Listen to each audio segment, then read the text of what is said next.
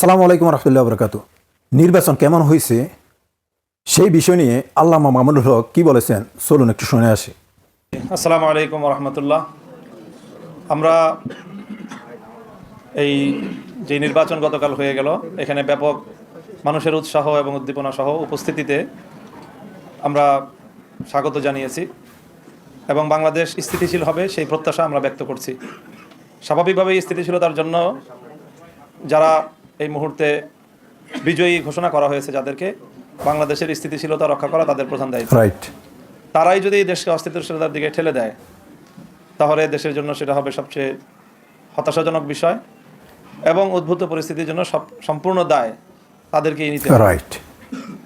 আমরা অত্যন্ত দ্ব্যর্থহীন ভাষায় বলতে চাই, জুলাই বিপ্লবের চেতনাকে যদি ধ্বংস করার চেষ্টা করা হয় তাহলে সেখানে আমরা আনকম্প্রোমাইজ থাকব।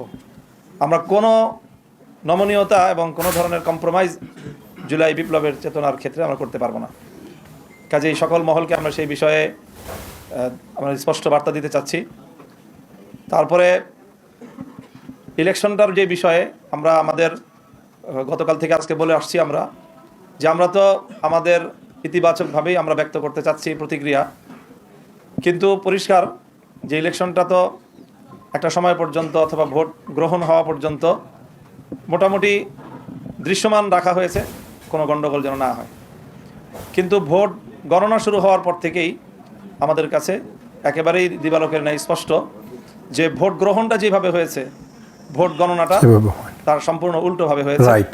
এবং সেখানেই আগামীর বাংলাদেশের ভাগ্য এবং মানুষের জনরায়ের প্রতি চরমভাবে অশ্রদ্ধা প্রদর্শন করা হয়েছে, অসম্মান করা হয়েছে।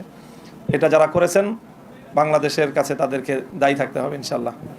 এবং ইতিহাস বারবার ফিরে আসে, বাংলাদেশের মানুষ তাদের এই ব্যালটের অধিকার অবশ্যই তারা উদ্ধার করে ছাড়বে ইনশাআল্লাহ। সেই প্রত্যয় আমরা ব্যক্ত করছি।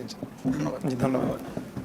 আলহামদুলিল্লাহ, দীর্ঘক্ষণ ধরে আপনারা আছেন, সবাইকে ধন্যবাদ জানিয়ে আমরা দেশবাসীকে কৃতজ্ঞতা আদায় করতে চাই যে সকল ধরনের হুমকি ধমকি, অত্যাচার, জুলুম, নিপীড়ন অগ্রাহ্য করে দেশবাসী যেভাবে আমাদের পাশে দাঁড়িয়েছিল, আমরা রিয়েলি অভিভূত, তাদের কাছে কৃতজ্ঞ।